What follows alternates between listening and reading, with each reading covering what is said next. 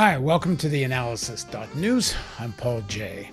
In a minute, we'll be back with Larry Wilkerson to discuss the role of the United States in destroying Afghanistan. Please don't forget the donate button. Without your financial support, we can't do this. As the Taliban assert full control over Afghanistan, mainstream media is mostly discussing when the U.S. withdrawal should have taken place and was the withdrawal properly planned. There's very little conversation about why the United States is in Afghanistan in the first place. It's taken as a given that after 9/11, the United States had to invade in order to defend its national security interests, and even that's a dubious prospect. Many experts back at the time advocated a police-style action in Afghanistan, not an invasion, which was likely illegal under international law. But what about the question, why was there a 9/11 in the first place? Why is there a Taliban? Why is there an Al-Qaeda? Those questions don't get discussed at all on corporate media. At least I'm not hearing it. The answer begins with U.S. policy since the Second World War, which has been to assert global dominance, and especially in the region of the Middle East and Eurasia. That is the root of the issue here, a vision articulated by President Jimmy Carter's National Security Advisor, Zbigniew Brzezinski, in his book, The Grand Chessboard. He called for American global hegemony and the need for American dominance in Eurasia to achieve that. The weakening of the Soviet Union was the prime objective, and anything that achieved that was justified, including the use of Pakistan to arm rural Afghan jihadists against the pro-Soviet government of Afghanistan in order to induce a Soviet invasion and their own Vietnam-style quagmire. The Afghan communist government had infuriated tribal leaders with edicts that allowed girls to go to school and women to work. That's supposedly an objective the Americans supported. Although life in major cities was quite modern, with women enjoying basic rights, they used to go to school in pants and skirts, not burqas. The communist government also alienated many urban Afghans with their bureaucratic and repressive rule. An armed insurgency developed in the countryside amongst poorly armed tribal forces. It was this rural opposition that was armed with modern weaponry by the United States under the Carter and then much more under the Reagan administrations, and with the cooperation of the Pakistan military and ISI, the Pakistani intelligence agency. It's here that U.S. policy sacrifices Afghanistan's organic modernization for a victory in the Cold War. 30 years of misery, civil war, and medieval backwardness are a direct consequence of U.S. imperial Cold War strategy. The process of asserting such global military dominance, while a very profitable one for the military and fossil fuel industrial complex, doesn't even serve the interest of empire very well, let alone the American people who sacrificed their daughters and sons. In reality, one can look from Vietnam to the Iraq wars as the best examples of that. Attempts at military dominance have mostly ended in debacles. All that being said, it seems the real objective is the process, not the outcome. It's all about the money-making, the trillions of dollars that flow into the coffers of the very rich. Be damned how many lives are lost along the way. As much as this imperial policy has failed to achieve its stated objectives, the thinking of geopolitical hegemony still runs deep in the American elites, not only because it's profitable and it does help maintain a certain amount of commercial global dominance, but because they still believe they are the chosen nation, the exceptional nation. Of course, the whole weight of American culture works to make ordinary Americans believe it too. Hopefully, one of the positives that comes out of the U.S. defeat in Afghanistan is something that was talked about after the Vietnam War, which is a fatigue amongst the American people for more military intervention.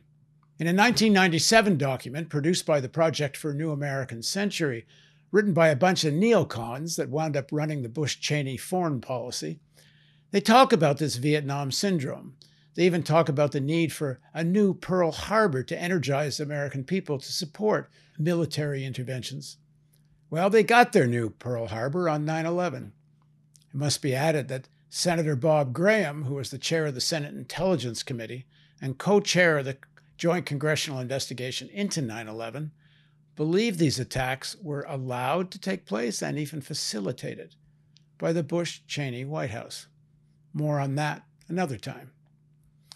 After seeing the scenes of this evacuation debacle in Afghanistan, hopefully there will now be an Afghan syndrome.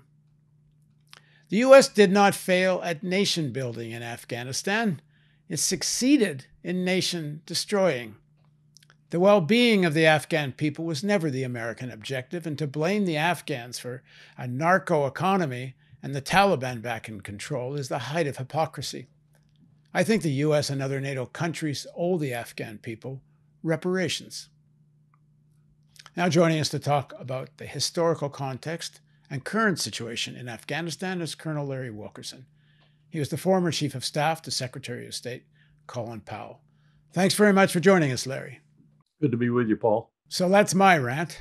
What's yours? Well, I was listening carefully.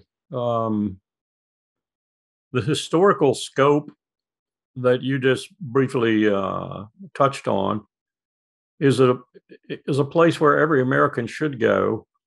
They don't. Gore Vidal said we're the United States of amnesia. We're not the United States of amnesia. We're the United States of ignorance.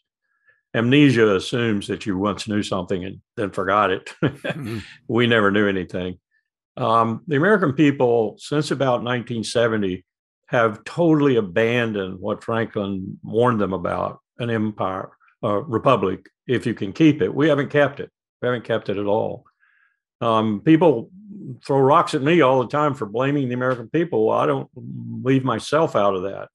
I was a member of the empire in good standing for a long time. It took me 60 years, roughly, to wake up. The history is difficult to understand and difficult to map and to come to points where you can say, well, I understand why that happened. I understand why that happened. Unless you understand the ignorance and the go-along nature of the American people. The American people like empire. They like SUVs that guzzle down gas. They like their lifestyle, which consumes and consumes and consumes and supports crony predatory capitalism that's destroying the very earth they live on. They like that. Now, I'm not trying to condemn all of them. I'm not saying they all do, but a great portion of them do. Certainly the 74 million or so who seem to continue to support Donald Trump do. And there are many more than that, plenty of them on the Democratic side, too, who do. And it's all about money and power and money and being associated with money and power and having money and power and consuming because you have that money and power and on and on and on. This is not something that just came down out of heaven and lit on the United States of America. It's us. It's us from 1776, indeed, even before that, in the colonial period, on, if you examine the history really, really closely. 1, we like to kill. 2, we think it's honorable and patriotic to do it for the state. 3, we think people that provide the implements and equipment for that killing are great people and reward them significantly. Lockheed Martin, Raytheon, Boeing, United Tech, you name it, the whole list of the war merchants, the death merchants. This is not something that is developed in the post-World War II world, though in the Cold War, it gains its footing like it never had before and becomes so modern it develops weapons that can kill millions at a single stroke. It's very historical. It's very American. It's us, Paul. Well, I have to agree and to some extent disagree, or in a way. Meaning, it's history presented the United States because of its geography, its particular development based on slavery and genocide of Native people. But I got to say, as someone who's a dual citizen, U.S. Canadian, that if Canada had had the opportunity that you could have said that same thing about the us to Canadians. It's a process that developed in the United States for sure, but it used to be Britain that did this. It used to be Belgium that did this. And the development of the system of imperialism in the United States, I don't think it's something certainly the American people mostly benefit from. Certainly a large portion do, although less and less. I think one of the things that happened in the 1980s is the American elites looked at the American working class and said, hey, hold on here. We don't actually have to share so much of our global plunder with American workers. They're getting weak. Look at the unions. And Reagan says, yeah, watch this, and does the air traffic controllers and develops a process that takes unionization down by as much as 50% or even more. The sharing of the plunder has gone down. The objective interest of a large number of Americans in this system is far less than it used to be. But this patriotic fervor and this identity that people grow up as Americanism, it's so deliberately nurtured. You go to school and you put your hand on your chest and you say, I pledge allegiance to this flag. Not to the people. You don't pledge allegiance to the people. You pledge allegiance to a flag that represents a state, a government that is essentially the flag of the empire. All of that said, do you think we're in a moment now that maybe because, like in Vietnam, that the debacle in Afghanistan might take some of the steam out of this appetite for foreign military adventure? I would hope it would, but I lived through Vietnam, and I've lived vicariously through our history.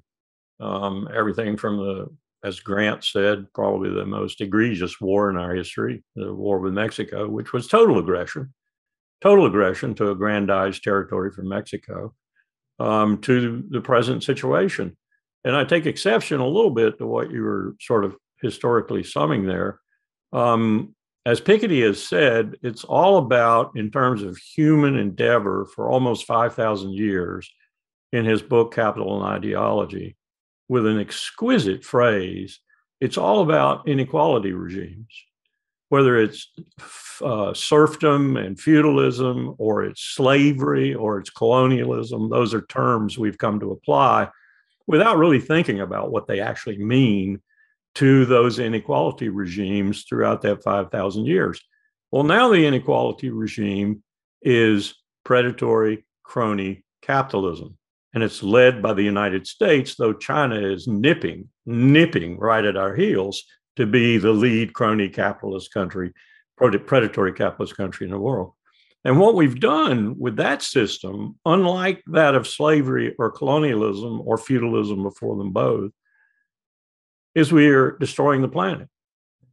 Not only are we destroying the planet with the rapacious nature of that predatory capitalism and the consumerism that goes along with it, and the blind stupidity of those who do the consuming, we are also equipped for the first time in human history with the means at our own disposal to destroy ourselves completely. And of course, I mean nuclear weapons. So we're at a point in human history that I would not just describe as extremely dangerous. I would describe it as truly existential. I'm just not sure how much longer we're going to last as a species. Yeah, well, I don't disagree with any of that. To go back to this issue I raised in the beginning, this assertion of dominance of empire, and the way Zbigniew Brzezinski, who was, for people that don't remember, Jimmy Carter's national security advisor, wrote a book Henry Kissinger, Act Two. Right. Wrote a book called and Zbig would agree to that, I think, because that Henry, you can't look at Zbig, which I've done in great detail, without thinking that he had this image of Henry in his mind. I'm going to outdo Henry. Actually, I'm going to be doing a commentary on all this in the next day or two. And I interviewed Brzezinski before he died. And I'm going to have some clips from that interview where he defends the arming of the Mujahideen in Afghanistan because his thesis of his book, The Grand Chessboard, was essentially if you don't dominate Eurasia, you can't dominate the world. And it's in the world's interest for the United States to dominate the world rather than somebody else. And it was under that rationale that they essentially create the conditions for the rise of the Mujahideen, the overthrow of the government in Kabul, and then the chaos of civil war in Afghanistan that killed perhaps as many as 2 million Afghans. And the Taliban rise as a force to try to restrain the brutality of that civil war. And in the early days is quite a popular force in Afghanistan. There's two prongs to that too. I agree with what you're saying. They created Osama bin Laden and Al Qaeda, and at the same time, because of our policies with respect to Israel and Egypt, they created Zawahiri, Ayman al-Zawahiri, who was the real operational genius of Al Qaeda. While bin Laden could be the theoretician, the ascetic, the monk almost, and do the things he did, he had a certain charisma about him from everyone I've talked to who interviewed him personally. Zawahiri was the tough little Egyptian doctor and who wanted nothing more than to just crush the leadership in Egypt, and saw ultimately one way to do that was to crush the people who support them. We all know who that is. And the people who support Israel. And we all know who that is. In fact, after Carter achieved the peace treaty, Sadat, and began in Israel and Egypt, then you had Zawahiri really on a rampage. And we built Al Qaeda, for God's sake. Yeah, bin Laden was invited to Afghanistan by the CIA. I think what's really revealing about the current moment is that, I use this phrase often, I'll use it again. The United States believes, the people that make this policy believe, yeah, we do bad things, but we do it for good reasons. Yeah. And one of the bad things was the creation of the Taliban, the creation of Al Qaeda, but most importantly, the funding of the military dictatorship in Pakistan and the strengthening with billions of dollars every year of this military caste in Pakistan. That is the real force that created the Taliban and Al Qaeda. And in fact, last reporting I saw from people within Pakistan, large numbers of the Pakistan military are in fact actual members of Al Qaeda. And the force of the ISI, the Pakistan Intelligence Agency, in creating and shaping what took place in Afghanistan before and now. In fact, I did a very unique interview when I was in Afghanistan making my Return to Kandahar film. I interviewed a guy who was on the Taliban Central Council, and this is in the spring. The interview took place of 2002. And he said after 9/11, they had a meeting where the Central Council debated whether to hand bin Laden over or not, because the U.S., at least on the face of it, was threatening that if you don't hand over bin Laden, we're going to come and overthrow you. And the Central Council, according to this guy who was a member of the Central Council, had then quit. The Central Council decided they would hand over bin Laden to an Islamic country. And a lot of this actually I found verified by some reporting by The Guardian at the time. And then a representative of the Pakistani government came. Mullah Omar opposed sending bin Laden away. A representative of the Pakistani government came to another council meeting that was called by Mullah Omar and persuaded the council not to turn bin Laden over, to let him go.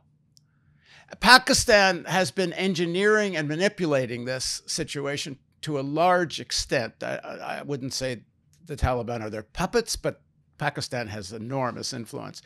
All that being said, what I think is revealing about this moment is in spite of all the power of the United States, and all the money, all the troops, they can't control Pakistan. As a result, they couldn't control the Taliban. This idea that they're going to dominate Eurasia, this whole thing's turned in quite the opposite of that. If any force is growing in influence in Eurasia, it's China. And what you've just described is absent a principal feature if you don't include Saudi Arabia. Very Because much. Saudi Arabia funds and fuels a lot of what Islamabad does. And they do it under the table, and sometimes they do it above the table, like Mohammed bin Salman's recent trip to Islamabad to give them something in the neighborhood of 20 billion US. They don't just hunt their hawks in Afghanistan and Pakistan and Baluchistan, the Saudi princes. They support everything that's happening that we would say we were against. They are the greatest Wahhabist sponsors of terrorism on the face of the earth, and they've got lots of money to do it. Wish I knew a list of the royals who are involved, but I'm absolutely convinced some of them are involved. It's not just the Wahhabist per se in Saudi Arabia. It's part of the government too. This is a way both Pakistan and Saudi Arabia keep their bona fides alive in the radical Islamic world, and thus as Sunnis contest the radical Islamic world in Tehran. It's a huge battle between the two forces that doesn't describe itself in territorial gain like the neoconservatives are constantly talking about. Oh, the arc Iran is creating across the Levant, and so forth. That's crazy. It's all ideological. And it's a pretty fierce struggle. And when Turkey entered it, for example, on Qatar's side, when Mohammed bin Salman was trying to boycott and ultimately choke Qatar, it got even wider. The Ottoman Empire was back. So we have a lot of contestants in this, and it's a little bit different from the great game that the British and the Russians and others played in at that time. It's got a lot of different components, the most dangerous of which is Pakistan's nuclear stockpile, which, as I've said many times, is probably the most likely unstable stockpile in the world. And one of the reasons the ISI and the Pakistani military go along with what the ISI is doing with regard to the Taliban is because they want to keep them roiled up in what is not a state, not in any way, fashion, or form. We should have realized this and never stayed in the first place. Kick out the Taliban, kick out Al Qaeda, whatever. But we should never stay to state build in an entity that can't be a state. It's not a state. It's a group of tribes. Half those tribes live part in Pakistan and part in Afghanistan. Some live in Uzbekistan. Some live in northern Iran. I mean, it's crazy. It's not a state. It's just a piece of territory that a lot of other states scramble over all the time, particularly Pakistan. So you've got a situation there where, as in Baluchistan, for example, there's no real administration. There's no real government. There's no real central authority. There's no way to impact things other than through tribal leaders and through tribes. Akbar Ahmad, the Ibn Khaldun professor of Islamic studies at American University, wrote a book called The Thistle and the Drone. And the thistle was the tribes. And not just there, but throughout the world. The Rohingya, for example, in Myanmar, Burma. These tribes we're trying to extinguish. The empire can't tolerate tribes. It wants to extinguish them. So does the Soviet Union, now Russia. So does China. Look at what they're doing to the Uyghurs. They want to get rid of these tribes because these tribes cannot be governed. They cannot be centrally ruled. They cannot be consumers in a predatory capitalist society, not the kind of consumers we like. They can't be slaves. So we don't like them. So we try to get rid of them. 40 case studies in that book, The Thistle and the Drone, between the introduction and the ending. And you look at all those case studies and you see Akbar Ahmad's point. The empire is trying to exterminate tribes. And the most potent tribes probably on the earth are right there. And we tried to do that. What a farce. One of I think, the big lies of what's being talked about now in Afghanistan, it was the Afghan military and Afghan political leadership that failed. Of course, this Afghan leadership is exactly who the U.S. put into place. As much as I've been critical of mainstream media, Nick Robertson from CNN, I thought, made quite a good comment.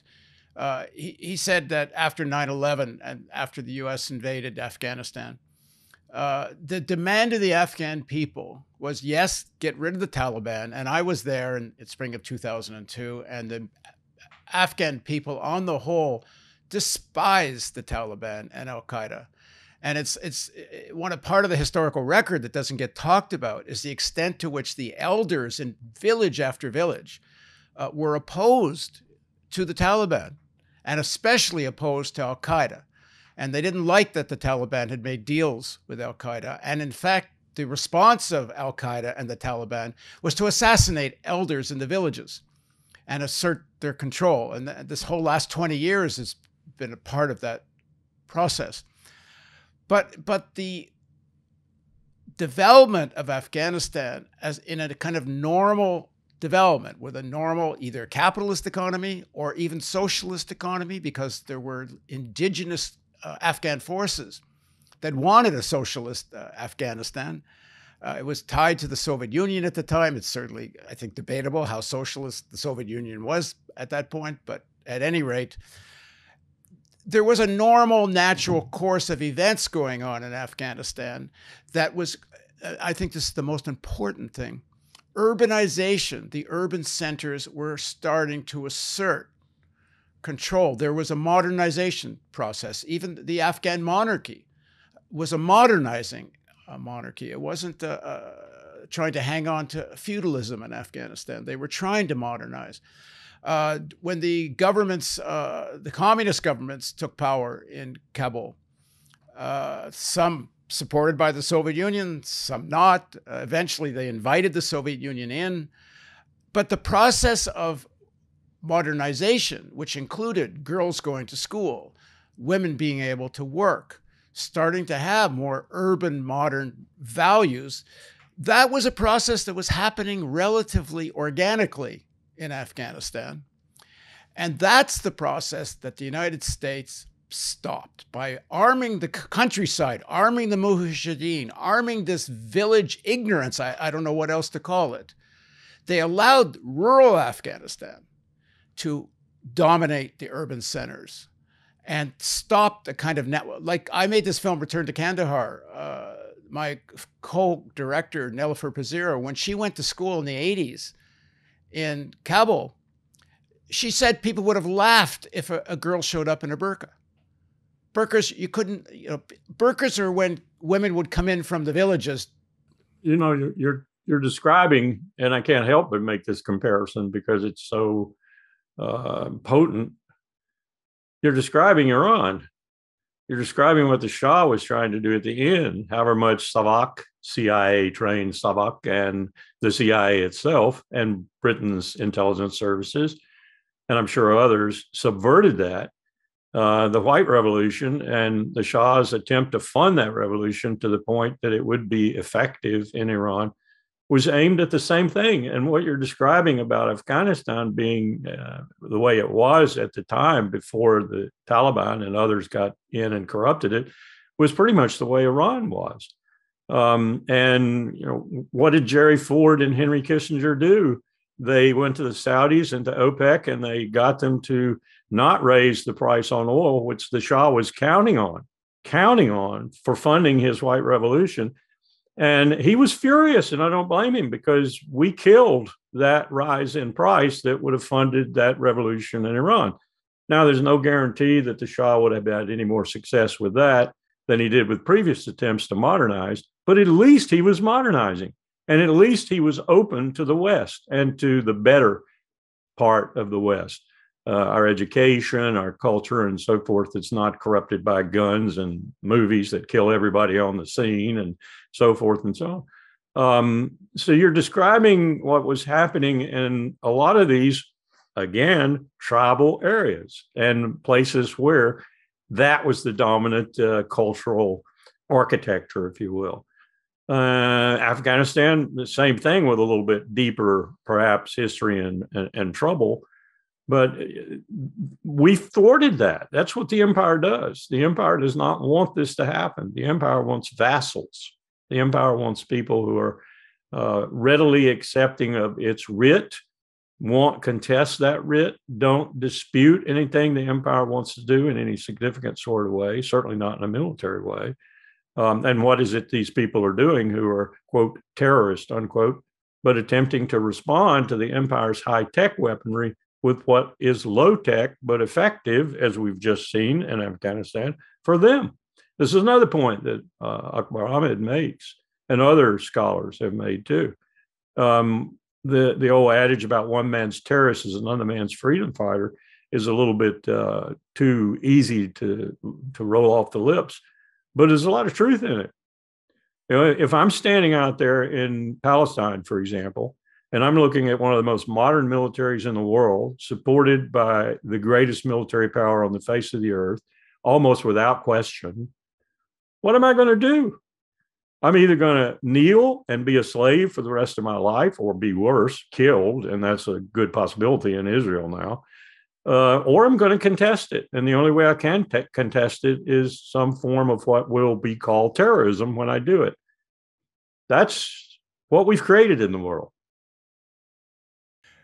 The discussion coming on mainstream media, Biden's talking this way, all the various foreign policy elites talk about the failure of nation building. It's such a lie. There was never an attempt at nation building. It was a nation destruction. It was, we don't give a shit what happens to the Afghan nation. It was tribal destruction. I think that's what we tried to do. And others like Dostum, General Dostum, he who sprayed bullets into railroad cars full of human beings.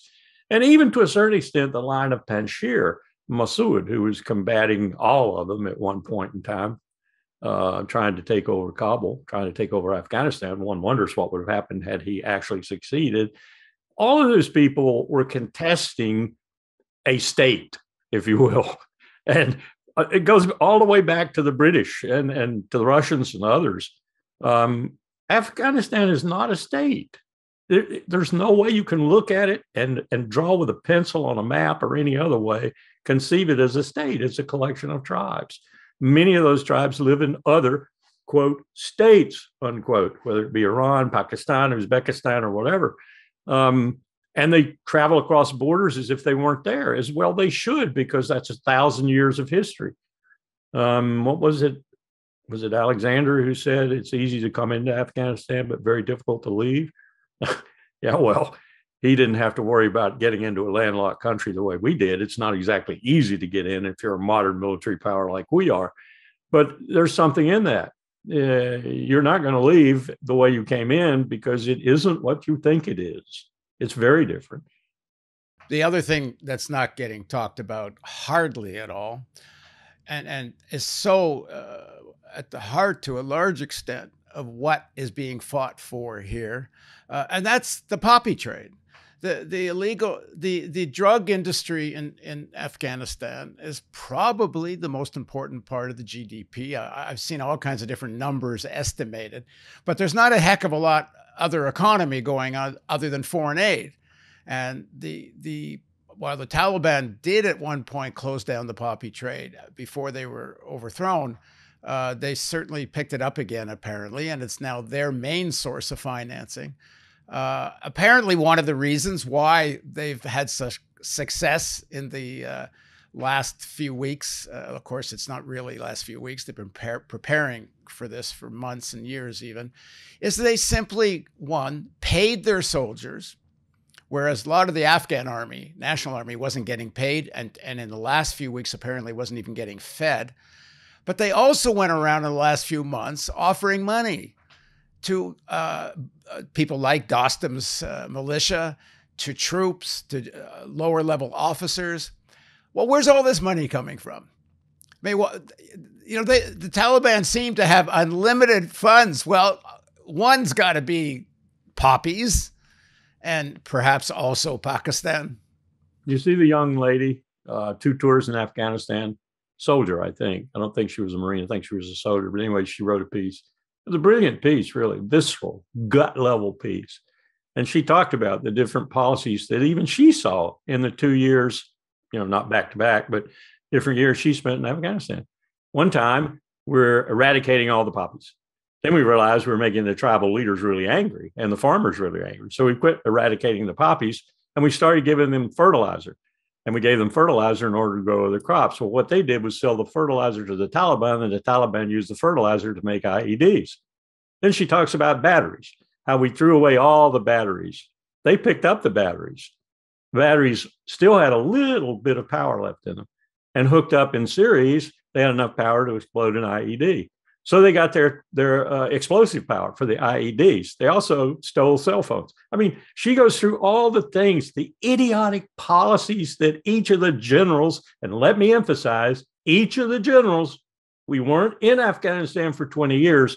We were in Afghanistan each year, one after the other, for a year, with a general in charge of each one. A general who was later rewarded for his skills and talent by becoming a service chief or something else, not fired for having failed to achieve the mission he was supposed to achieve in Afghanistan, or not listened to when he said, "What are we doing here? Let's get out." What general said that? What American general in Afghanistan turned to the president of the United States and said, "Fire me. I'm coming home. This is impossible. It's not doable. This is stupid. It's ignorant. It's beyond stupid"? None. So what do we say about these generals? I'll tell you what I'll say about them. This is a disaster. And it's a disaster that anyone with half a brain could have predicted, especially if they'd gone through what I went through from 2001 to 2005 with the George W. Bush administration. Never have I seen such a collection of incompetence, such a collection of people who didn't know what they were doing and who nonetheless had the power of America behind them to do it. You can't keep doing that over and over again. You ask if we learned from Vietnam. No. Did we learn from Afghanistan? No. Are we going to do this again? Yes. I think the key conclusion is that not only was there no attempt to quote unquote nation build, there was just profit making, including someday perhaps it will come out, but you can't export industrial amounts of poppies and heroin and the such without the American without the American army knowing you're doing it. You got to cross that. You got banks that are laundering the money and people who are ripping profits off that drug trade that you just wouldn't believe. I mean, you read Misha Glenny's book, McMafia, and you understand there are $5 to $6 trillion in the black trade every year. A lot of that is trafficking in women and little boys and drugs and stolen autos and so forth. But then you think about that amount of money. Who's laundering that money? Well, the legitimate banks are laundering that money. The 12 banks that make up the Fed that people think is federal because it has a name federal. It isn't. It's 12 freaking private banks. And at the heart of that is BlackRock. And at the heart of that is what we've just talked about. Man, I like it when Raytheon makes so much money, and Lockheed Martin and Boeing and all these other companies. Yeah, of course. Stuff. They talk about the cost of the Afghan war as if somehow this was charity to the Afghan people.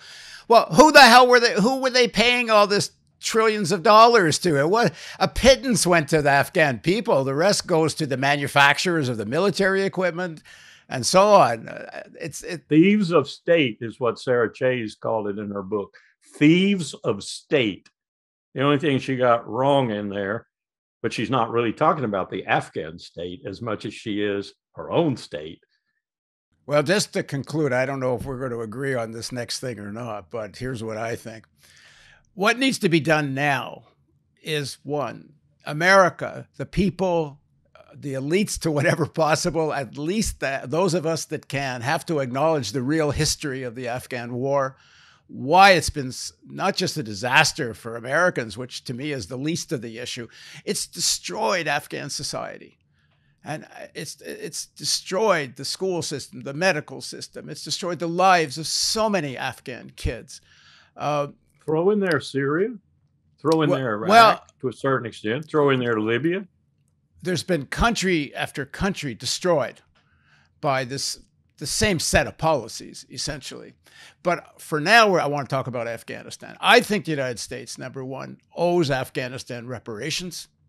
I think the reparations, and it's not just Afghanistan, throw in Canada, throw in Germany, throw in Denmark, throw the NATO countries. That reparations fund could be used to try to influence the situation in a constructive way. In other words, don't hand any money over to the Taliban, but create a situation where here's this massive reparations fund that can be used for schools, for education. Tie the money to apparently the Taliban today, yesterday, are promising that women actually will have some rights, will be able to work, go to school. We'll see if it's true. It's possible there's a somewhat different mentality in this version of the Taliban. But I think one thing that's true, as much as they are believers, the Taliban leadership are also, I think, interested in money making themselves, and have gotten certainly a taste for it with the control of the poppy crop. But if this infrastructure, they don't even have to call it reparations, call whatever they want, but a real subsidization that helps push Afghanistan towards a more modernization and an economy not so dependent on poppies, and two, do what a lot of NGOs have been recommending for years: offer to buy the poppy crop and use it for pharmaceuticals. Yeah, I agree with what you're saying to a certain extent, but I think the country that's equipped to do that, and please endnote this with, we won't let them, we'll contest it every step of the way, is China. Yeah. Their main base road initiative, experimented with in a 30-mile or so corridor essentially in Kashmir, was so successful in calming a really volatile area until the Pacs figured it out and the Indians figured it out and started messing with it, that if you were to allow China to do what it wants to do within that region, and that's its primary focus with its base road initiative, that's the primary focus, trillions of dollars behind it, then Afghanistan could be a benefactor of that. And whether that produced a state or just a series of wealthy, affluent, peaceful tribes is irrelevant to me. I don't care if there's ever a state of Afghanistan. What I'd like to see is a peaceful Central Asia. Maybe it eventually gets wrapped up in a state associated with Pakistan. Maybe it would calm Pakistan down a bit, or with India or whatever, or maybe it's its own independent state.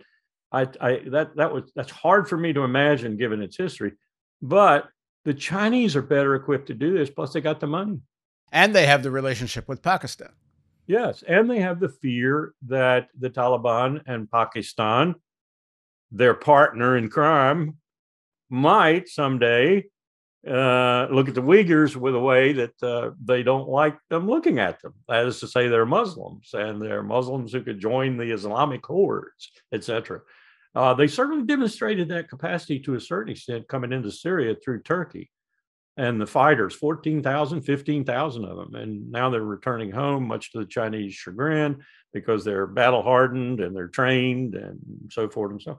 And they're going back into Xinjiang province. But this is a problem that could be attenuated a great deal, I think, by the Chinese just flooding the place with money and an effort to develop things that make sense.